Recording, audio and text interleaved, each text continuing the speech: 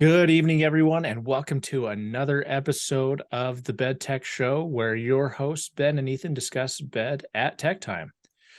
So this is a pretty cool milestone. We're on to our Okay.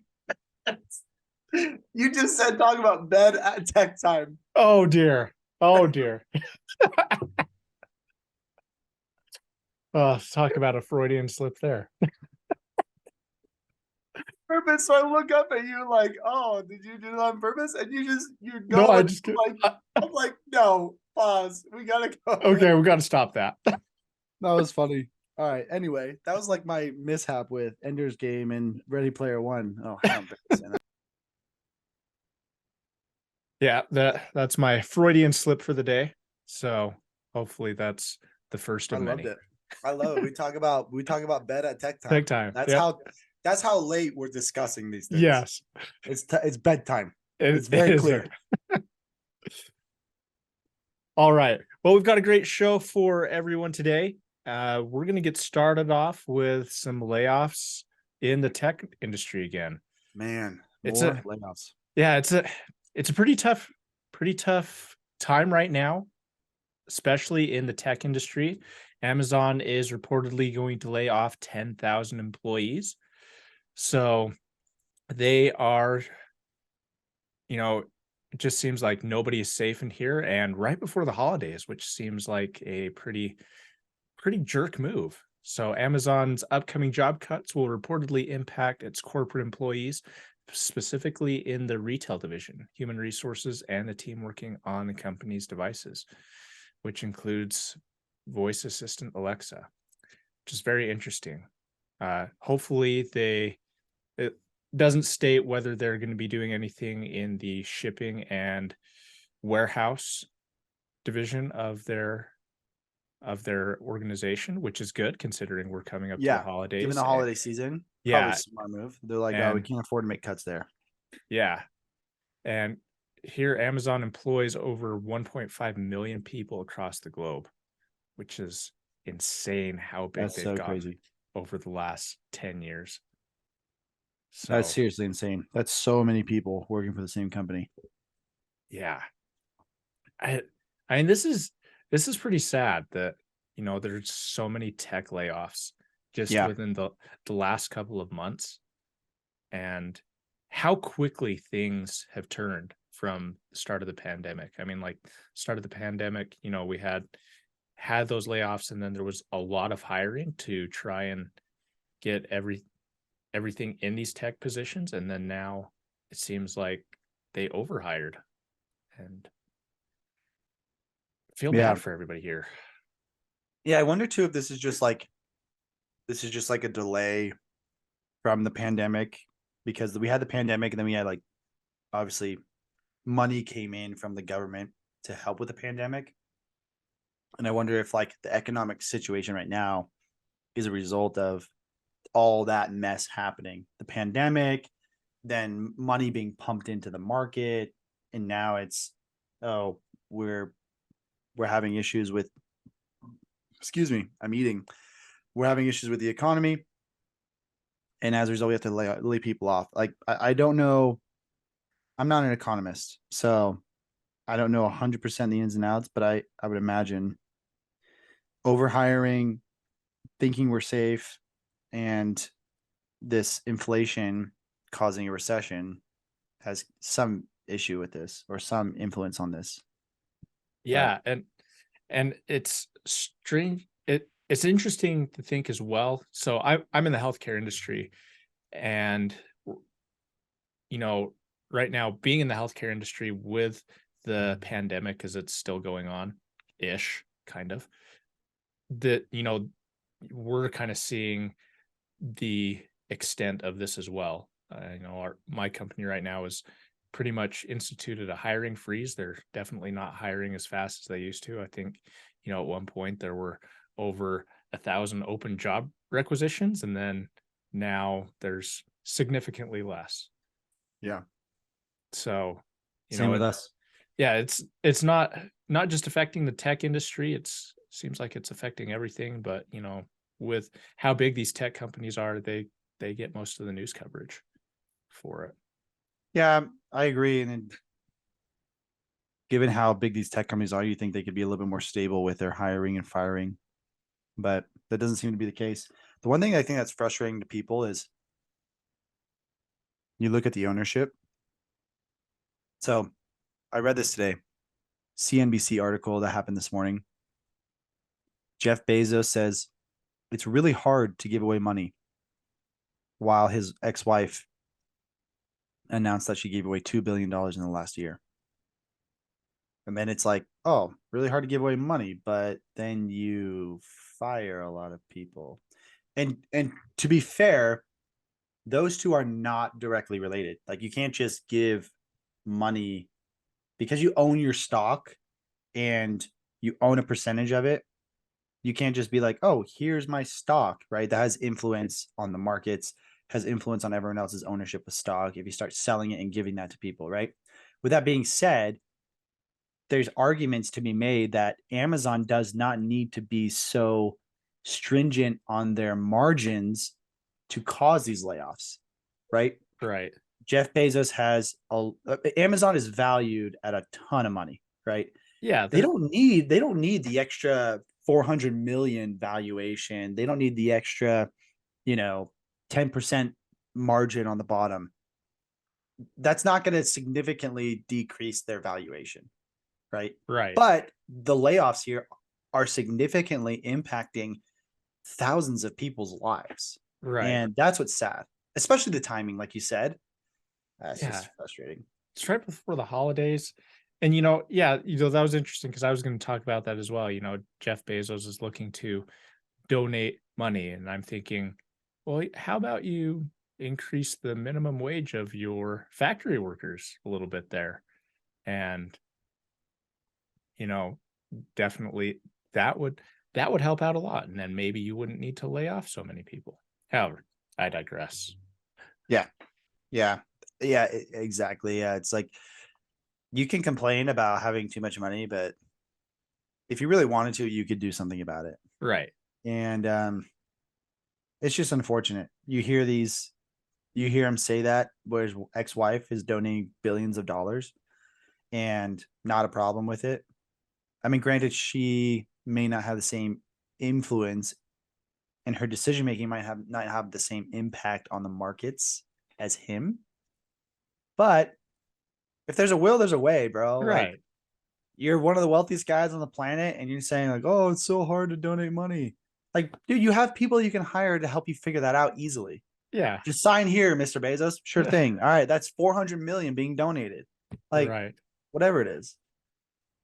I don't know. It's kind of Yeah. dumb. It's pretty sad. So, Yeah. hoping that, all these people where it does affect them, that things will turn out for the better for them. They'll be able to find something a lot So, better. so I have an interesting question for you. Okay. Oh, go And for this it. is kind of part of the topic, but also a little bit different. Maybe this would be interesting for some of our viewers to think about. I was thinking about this the other day. Okay. Um, I obviously want to be very successful financially in my life, right? I think everyone does. But I had the question in my mind of if I were to become, let's just say in the dream world, a multimillionaire, and I mean hundreds of millions of dollars. I'm worth hundreds of millions of dollars, so much money that I don't even need majority of it. What's the amount that you like? If we're going to go ultimate margins for you to say, this is all I need in my life to be as comfortable as I want to be and retire, and the rest I can give away. What is the amount that you want to keep in your reserves? And what is the amount you'd give away? Ooh. And I mean, not to be like on a conservative side or, just like logical side. I mean, what's the maximum you would think is reasonable for you to give away? If you have $800 million, or you're just a billionaire, you're a billionaire. How much money do you want to have in retirement that you just save and then the rest you can give away? I was thinking Ooh. about this. I'm like, is it 5 million that I want to keep? Do I want to keep 10 million? And I'm like, do I want to keep $1 million per year for the rest of my life? So that would be maybe 60 million. I keep 60 million and I give the rest away. But then I'm like, dude, 60 million, that's a lot. Like, Yeah, that is. And so that's an interesting question. Like I've been working with my wealth management firm a lot and seeing what I can do to make sure that I don't have to work a day over 59 and a half because I'm the laziest person in the world. And, just based on our current lifestyle and everything, they've recommended for me and my lifestyle of having 3 million by the time that we retire in hmm, assets. And then, having that would be able to hold us over with continuing to invest in retirement for the rest of it. But yeah, that wouldn't be like a super luxurious lifestyle. Like I yeah, couldn't just buy a private jet if I wanted to and go to New York and have pizza just for yeah, the fun of it. yeah. So, you know, thinking about it, like if I wanted to be extremely comfortable and never have to worry about money at all and just essentially be able to enjoy some of those ultra luxury 1% types of things in life, I would I would say at least probably 1 million per year after retirement. Hmm, yeah. Interesting. Yeah. So like 60 million, Yeah. 50, 60 million. Yeah. My thought is like if I became a billionaire today, what would I want and what would I give away? Because in all honesty, I don't need $1 billion. I don't need $100 million. And I thought, all right, if I were to have that money, I would for sure be very spendy with it. 100%. I'd 100% would be spendy with it. Yeah. I'd make sure I buy. I'd obviously make sure I buy all of my. I just no debt. I'd pay off all my debt. I'd buy all my assets. Anything that is a liability on my books, I'd turn it into an asset. I'd make something that cash flow. But if I'm talking about strictly the question I asked, I was thinking 500,000 would be what I would take a year. $1 million, I'd probably do that as well. But I think I could probably do 500K. I could probably do 500K. Mhm. And probably within that range because I still think 500K, That's and still a maybe lot I'm of wrong. money. It's, oh my gosh, that's a ton of money. Yeah. So much money. Especially if you have your house paid off, you have your cars paid off, you have Mhm. no student loans, you have no other debt.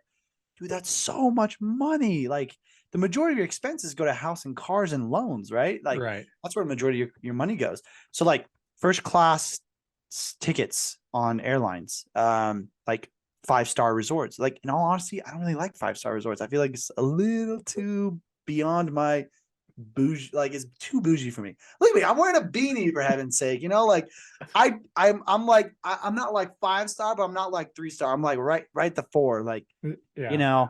family friendly. I can call people bro, and people won't give me a side look. Like, do you belong here? But it's still very nice. So like 4-star hotels, like that's kind of what I'm looking at. 500, I can see myself 500K a year. I think that's comfortable for me. $1 million for sure. Oh, Oh I'd do that too. And if I were to be like, hey, I have hundreds of millions of dollars and I'm only keeping 60 million, the rest I'm giving away. I think people would still be like, oh, that's commendable. I think yeah. that's commendable, you know, because obviously I wouldn't have, ideally, I would have done something to earn that money in the Right. first place.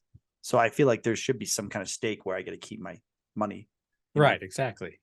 For sure. I mean, yeah, if you did all that work, you want to keep that. Yeah. But I want to have a part of it. donations really do help on your taxes. So, and, that they get the lucrativeness of donations Yeah, when it comes to taxes. for sure. For sure. So all right, let's get into Apple. And one of the things that I thought was really cool is that Apple is or Google now has a answer to Apple's iMessage. And it looks like That's the really web interesting. this article is like the UI for it's really bad, so I'm not going to share it. Anyway, so It's like big text. It's yeah, so it's like large. huge text. Yeah. So there's been a tug of war over Google and Apple on RSC, and it's a new feature that is arriving on the Android side of the ecosystem. So, with Apple and they have their iMessage, anytime that they send a message to an Android phone, it sends it as an SMS, get those green bubbles. It's super annoying for iPhone users. And, I pretty much don't talk to Android users at all because I hate those green bubbles. Dude, I know. There's something about seeing green that just is in a text message. When you see green, you're just like, ah, like it's just, I don't know why. Yeah, Inherently, my mood changes, it's you know? cringeworthy for sure. Yeah. It's like So, quality of this message thread is going down. exactly. The benefit with iMessage is if you're iMessaging another iPhone user, you have the ability to have like those, uh, I guess I won't say mentions, but like those bubbles that pop on top of the bubbles. Like you can like something, you can love something. Yeah. ex- So you get that function. When you do that with somebody that has an Android phone, it's a little annoying on their side. It will just essentially say liked and then repeat the entire message again. They have updated that recently. They have. But yes, I Yes. agree. It's so annoying. My group text on my family, and yeah. Anyway, I don't want to get into family drama or anything, but there's some green texters in my family. I love you, family, but please go blue. No, in all seriousness, it was really annoying. Like anytime there was like a like or a laughter, the ha ha, it would pop up as Ben laughed at this, or your brother laughed at this, or whatever it is. And now they've changed it so it doesn't show that message and it reflects it on the green. They've updated it from Apple side at least. I don't know I don't know if on Android side if that's the same.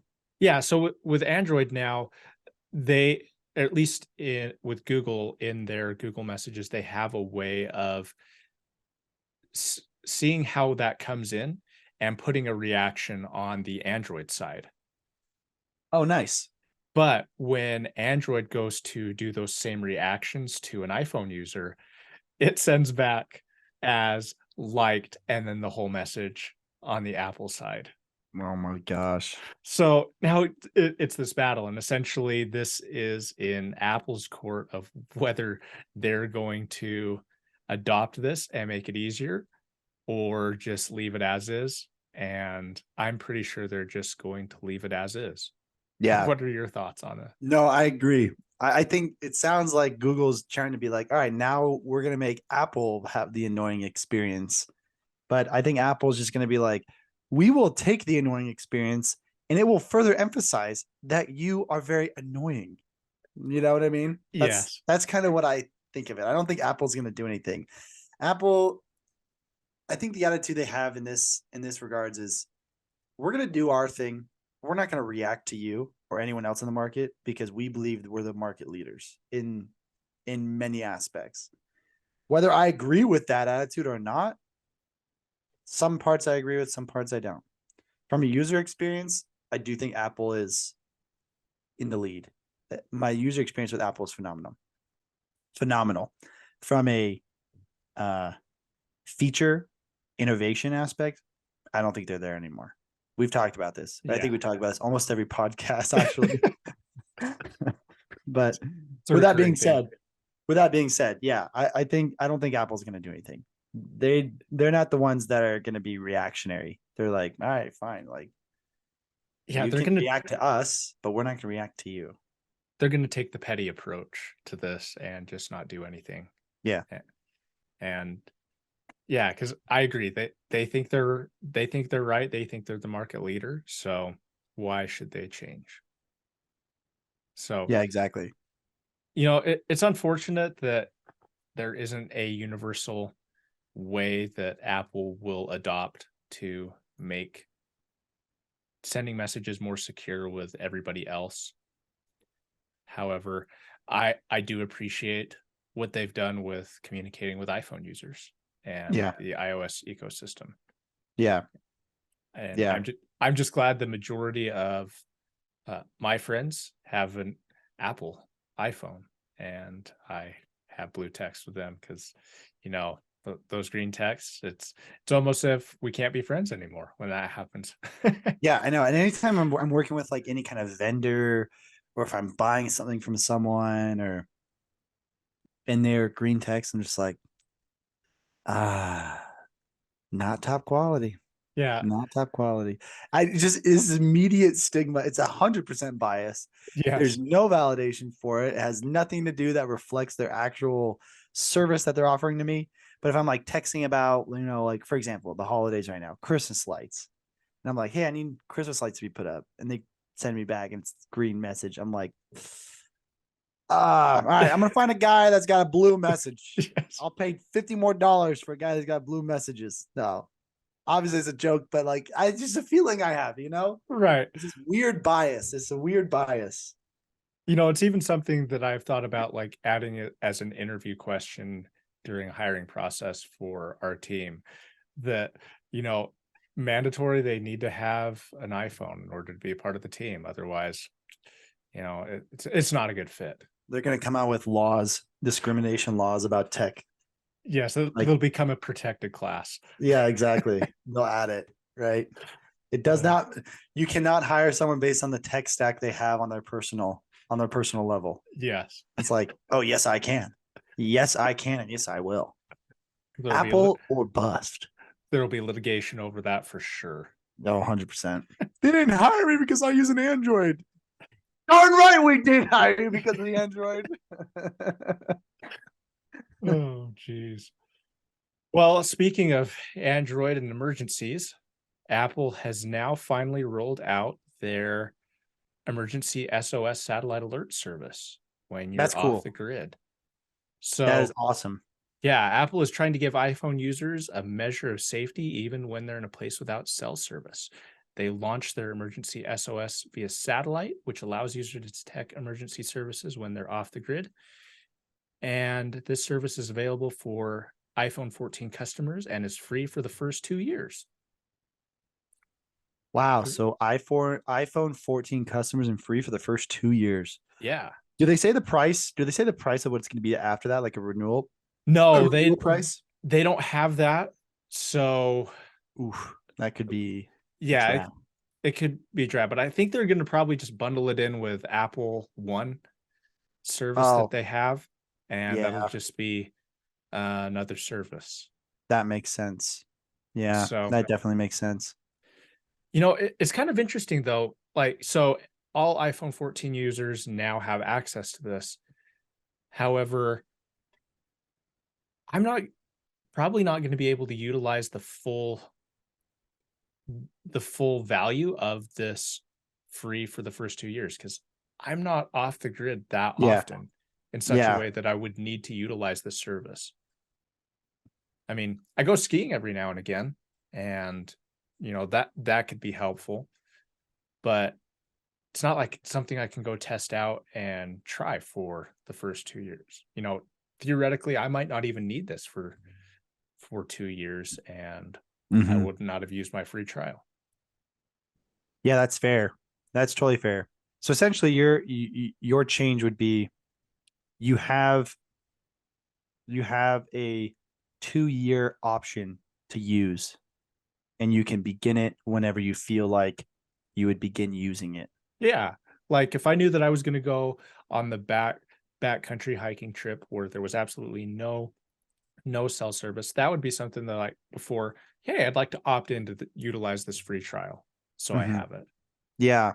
No, that's fair. That's totally fair. It's kind of like if you buy like a new game, like a physical hard copy Xbox game, they give you inside it like a code whenever you want to input for Xbox Live or their Right. Xbox Game Pass 14-day trial, right? You can choose when that begins. Hmm. Whereas here it's like, oh, we'll just give you the first 2 years and then after that you have to pay. Right. Yeah, no, that's totally understandable because it's a pretty niche feature. Hmm. Um, yeah, because I don't really feel like everyone's just off grid. Majority of people, for the majority of the time, 80-20 rule. 80% of the people, they're off grid 20% of the time, you know, if that, probably Right. less. 90% of the people are off grid 10% of the time, if that. I just feel like it's pretty niche market. So it's really interesting that they have that though. I think obviously that's a great feature to add, but kind of a bummer that they're putting it behind a paywall.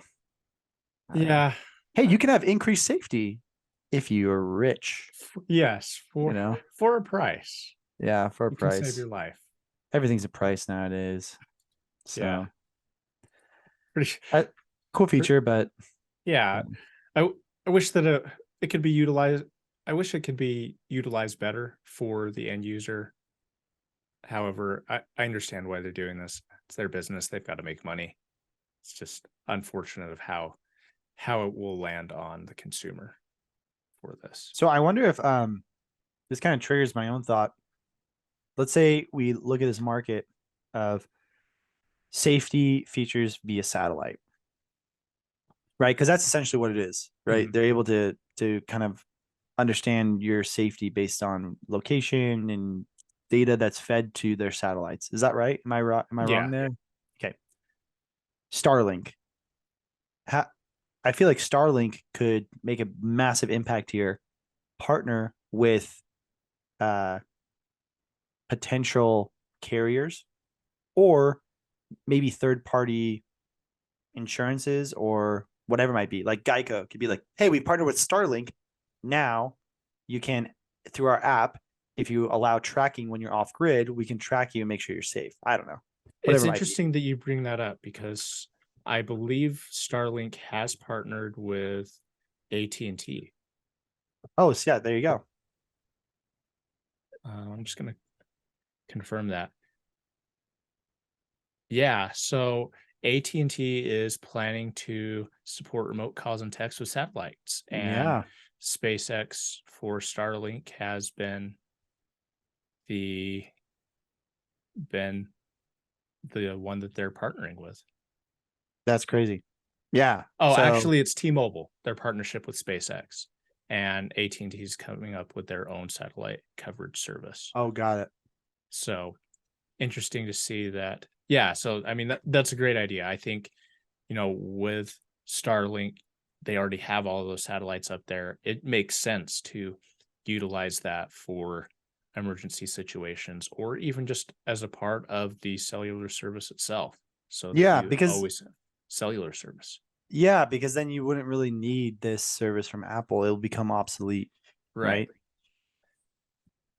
So, yeah, super interesting. It's crazy to kind of see these opportunities where Apple's trying to exploit, maybe not exploit, but take advantage of, and then there's other technologies that are going to make it obsolete Right. potentially. You know, it, So, kind of it's kind crazy of how that all interesting. plays out. Yeah, like you brought up an interesting point about paying for this, like paying for safety. And I'm thinking the only way that this would not be something that consumers would have to pay for is if it was regulated that it would be mandatory on all phones. So, for instance, like the airbag when airbags first came out, those weren't required in vehicles, and it was like an Mm, add-on feature. But now they are required to be in there as a safety feature. So yeah, this might, if this stays relevant in the tech space, it could move toward that where um, government meddles in the affairs of the tech industry and feels that hmm it's mandatory for cell phones. yeah. And as you brought that up, you related to the airbags, which I think is a great analogy. Given that situation, I don't think someone becoming in a critical condition off grid is directly related with their phone. And I don't think a phone's purpose is to prevent that or to provide that benefit. What I mean is a car should have this like sufficient safety regulations. A phone isn't a safety tool. It can be used for a safety tool, Right. but it's a communication device. So it should have all the standard functionality of its main purpose, which is communication. Communication. And I don't think embedding this safety feature I don't think the government is going to have enough leverage or enough. I don't think it's directly related enough for the government to have enough sway to say, yeah, you have to have this safety thing. So I think your analogy is totally fair and spot on. And it makes me realize, like, yeah, you're right. It's only going to happen if the government puts it in. And I don't think that's actually going to happen. Yeah. So yeah, totally agree with that. However, nice feature, and I'm glad at least that I have it if ever need it to be able to utilize that. yeah, that's cool. All right, should we get into Apple's mixed reality headset that Dude, they are planning to launch? let's get into it.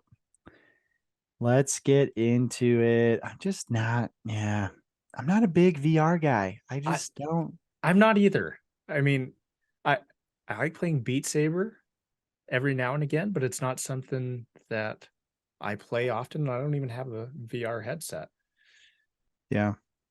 However, Apple here is working on their mixed reality headset. They've been working on this for years as a rumor, and it could probably see the light of day sometime in 2023. That's kind of crazy. So they're ramping up hiring for teams to work on this technology, and they're recruiting former Apple engineers that departed from the company. Yeah. And it's interesting that they're developing this mixed reality universe. And I find it really funny that the head of marketing at Apple said that they are never going to use the term metaverse, and because it is a terrible thing and just has such a negative stigma. I mean, I kind of agree with that. I think the metaverse is overhyped, and I think it's made out to be something that it's really not. It's a game lobby. I agree. It's a game lobby. Anyway, I think it's really cool that Apple is coming into the game because I do think this is a place where they could potentially provide a lot of innovation. Mm-hmm. And I was looking at the comments, and one of the top comments, it's actually the top comment, Kalani Helekunihi, I think that's how you pronounce it, has a really good point here. Okay. That instead of doing VR that's focused on gaming and gimmicks, which gaming is a multi-billion-dollar industry, so I understand that they're gonna plug in their app store to the VR headset. Obviously, that's going to be connected. But I think something that's really cool that was pointed out is it would be awesome if they allow for this VR to just essentially enhance your current real life experience. Yeah. So you put it on like Google Glass, right? Wasn't that Google's glasses that they were working on? Isn't it Google Glass? Or is it Snap? Wasn't Snap they working on some glasses? But the Google idea is you was. wear glasses, right? And in this case, it'd be you wear the VR headset and you walk around and you see, oh, there's a restaurant across the street, and you're just seeing it like in light of day, normal day.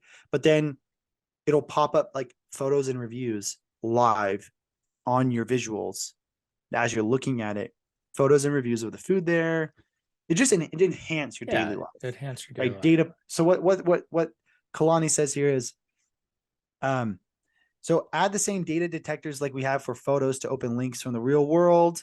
So that's pretty cool. Describe objects, read text aloud, LiDAR sensors to measure objects large and small, let you turn anything into a measuring cup, find the best deal or highlight the item you're looking for at the grocery store, use eye tracking to scroll text while reading a teleprompter. There's so many different experiences that they could use to enhance it, right? Yeah. And that's where I agree with what Kalani has said in this comment. I would love to see Apple innovate in this space. Yes, for sure. Because I think historically they're an innovative company, and I haven't seen that. And I think they would be really cool if they come to the space and innovate here. But if they come to the VR space and it's just another Oculus, it's just oh yeah, we have our own Beat Saber game, and you have access to our marketplace on VR. Right. I'm gonna be like, "Wah, hard Yeah. pass. Oh, It'll be the and you're next. gonna charge me $5,000 for a headset that's like same competitive aspects of all the other market ones that are way Mhm. cheaper. Nah, hard pass Apple. Sorry. Yeah, I'm hoping that this turns out better than the HomePod was. That was a huge flop since they came in late to that game too. However, yeah, if this does enhance like augmented reality and things that you do in the real world, that would be a huge innovation. I completely agree with what you said there. That, you know, especially like measuring, like if you're cooking, I find like measuring water it's extremely annoying and tedious. And maybe just because I'm super lazy. It's probably just because I'm lazy. But I'm with you though. having to get up to it real close just to get it spot on. It'd be nice if I had glasses on, it would say, okay, stop filling it up right now. And Yeah, it's good. that would be so sick. That'd be so cool. Or like you like see like the numbers like grow. You know, as the water's like filling up, it's like 0.5 cup, 1 cup, Yeah, 1.5 cup, 2 cup. And you're like, oh, 2 cup done, pour it in. And it's like exactly. 2.1 cup. Oh, a little bit over, I'll pour a little bit out. 1.9 cup. And it's like, okay. That'd be so cool. Yeah. Or if you're making a dish and like you're putting in stuff and you accidentally forget your count of putting it in, glasses would count for you. So, Dude. so I'm hoping What? these things. Why don't we have this already? The technology is there. I don't get it. Why I don't we have know. this already? Like, Maybe we should make that product, dude, patent that'd be it, so cool. and do that. I think side note about the visuals, like the Google Glass and everything. I heard the biggest issue with it was that there was a camera on the front and there was no indication of recording, and everyone had issues with privacy. Like, how do I know that they're not recording me? How do they know that they aren't going to the bathroom and recording, etc.? Because like with the phone, like you have to hold it out, you know. You're right. But I don't know if that was the main hindrance behind Google. I think it's called Google Glass, isn't it? Maybe I'm I wrong think there. so. Yeah, Google Glass, the smart glasses. Well, that's interesting that you brought up the privacy and Google because Google just agreed to settle over privacy issues for $391.5 million with Oof, 40 states. dang. S- Wow. So, yeah, this is interesting. They agreed to pay $391.5 million in privacy settlement with 40 state attorneys over location tracking practices, according to Oregon's Department of Justice on Monday. It's the largest consumer privacy settlement by states in U.S. history. And that Google misled people into thinking they had turned off proximity based data collection when the company continued to allocate that information. Wow. So who's seeing all that money? That's my question. That is a great question. So, It says 40 state attorneys. so that would be like the attorney generals for Yeah, these states. the states. So the state government's getting that money. Yeah. Okay. Cool. So politicians. Yep. Nice. Just what they Yeah. need. They Yeah. need more money. Yeah, exactly. Well, hopefully that goes to, better funding of every state that got it, their initiatives. Hopefully Yeah. better schooling, better infrastructure, whatever. Fingers crossed. That's all we can hope for. So, Yeah. I mean, I, Apple's even had issues with this too. yeah, that's the other thing that you're talking about, right? Yeah. Still tracking us. Yeah. Apple is tracking you even when its own privacy settings says it's not. So, Apple has purportedly been talking about privacy and saying how they really want to protect privacy. And iPhones do have a privacy setting that is supposed to turn off tracking. However, according to a new report by independent researchers, Apple is still collecting extremely detailed information on you with its own apps, even when turning off tracking, in an apparent direct contradiction of Apple's own description of how their privacy protection works. Wow. That's insane, actually. Yeah. I mean, they have like that's something that they really market all the time is their privacy practices Yeah. and how they are really consumer focused on their privacy practices. However, with this independent research, it looks to be the exact opposite. And they are really just a data company that wants to get analytics and data on how people use their products, what they use it for, and potentially advertising. Yeah, and it looks like it's primarily all of Apple's apps that are using it. Yeah, they're first party apps, not even just like third party apps, but their own first party apps Yeah. where they have direct control over. Yeah. Yeah, which is insane. Wow. Yeah, Apple they love to they love to play on the consumer side. So for example, Apple's been in they've been involved in cases where there have been, for example, like FBI involved in investigations and they need to unlock an iPhone. And so they go to Apple and Apple will play the card. No, privacy is privacy. We're Mhm. with the consumers. We're not going to unlock a phone just because the feds ask us to. Right. That's been a constant issue. And that's where Apple has constantly stood. And so they try to play the part that we're on the consumer side of privacy. But this is blatant contradiction of that. And it's showing them that, hey, even if you turn off your privacy settings, we don't care. We want your data, Yeah. you know? And yeah, man, that's actually really surprising. So, So you know, interesting. I want it just it's a matter of it's a matter of really what they do with it. right. That's where I get kind of frustrated because I mean other people might get frustrated knowing that what they do is being tracked, but I don't really have anything to hide. I'm pretty boring. So it's just a matter of like, are they selling it? Are they Yeah, I think like if it gets to that point of selling it, that's when people get extremely outraged. I yeah, mean, because then my data is just everywhere, and right. that's frustrating. I mean, if for me, if I'm thinking to myself, if Apple is just using this as a way to make their products better, that's one thing. Yeah. I'd be a little bit okay with that. However, the fact that they said that they are not tracking me and still are, that that Yeah, gives rise to me having a big beef about it. Like, yeah, I'm it okay seems if they sketchy. track me as long as they say that they're going to, Yeah.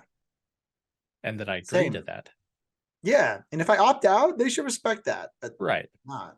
So So, yeah, really sketchy.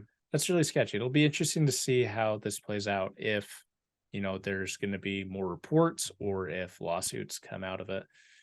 Maybe we'll get a piece of the pie too as Oh, I'm Apple sure there's gonna be iPhones. lawsuits. Yes. When there's opportunity for lawsuits, I mean, this. People Yes. get hungry. They see a big $1 trillion company that made a mistake. Payday, baby, Yes. payday. Especially with Apple being the richest with largest market cap, they've got some money to waste. Yeah, So crazy. maybe we should tap into that, start our own class action lawsuit. I'll follow your lead. Okay, deal. All right. Well, is there anything else you want to talk about tonight? Honestly, I'm pretty good. Yeah, I think that was great. All right. Perfect. Well, thank you all for joining us on the Bed Tech Show tonight. We appreciate all of you listening into our show. Your support really does help us out. So please make sure you like this video if you liked it and hit that dislike button if you disliked it. Send it to somebody that you dislike. Make them watch the video. Also, to make sure that you stay notified of all new content as it's uploaded to the show, please ring-a-ling that ding-a-ling button and subscribe to our channel. Subscribe to our channel. It really does help us out as we are trying to build up our channel here. In the meantime, stay classy, and thanks for joining us again. Thank you.